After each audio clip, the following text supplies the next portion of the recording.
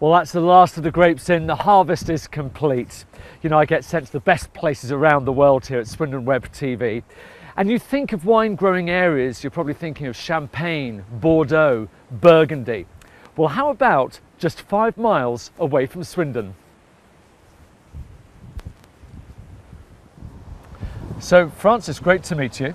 Nice to meet you. You planted all of these vines back in 2008, and we saw you actually planting them. Yes, we did. And yeah, they were obviously very little then.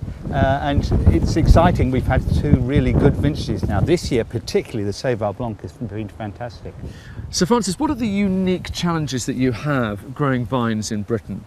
Basically, the weather. It's a cold climate. This summer has been awful. We've had a lot of rain, and it was dry earlier on.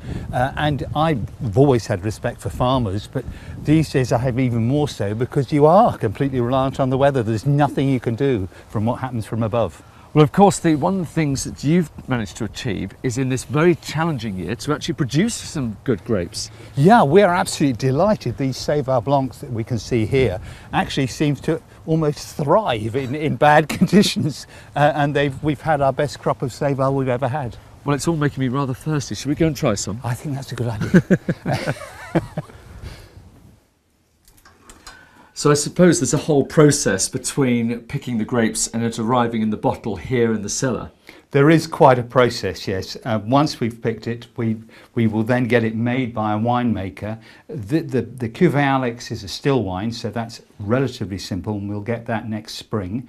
The sparkling, the Cuvée Anne, we will take a further year to get because it's a longer process.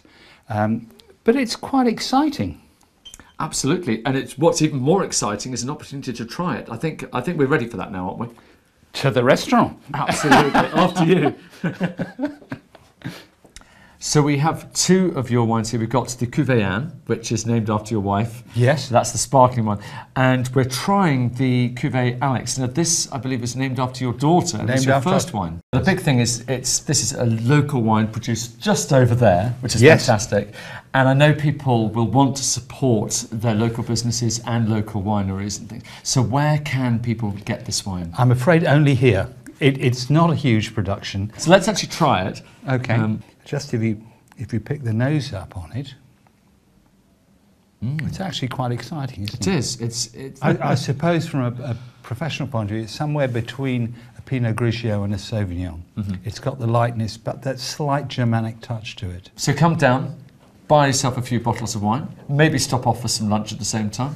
Sounds like a nice day out to me. Yeah, absolutely fantastic. I couldn't think of a better one. Well, here's to every success in the future, Francis, and even more bottles in the future as well. Congratulations.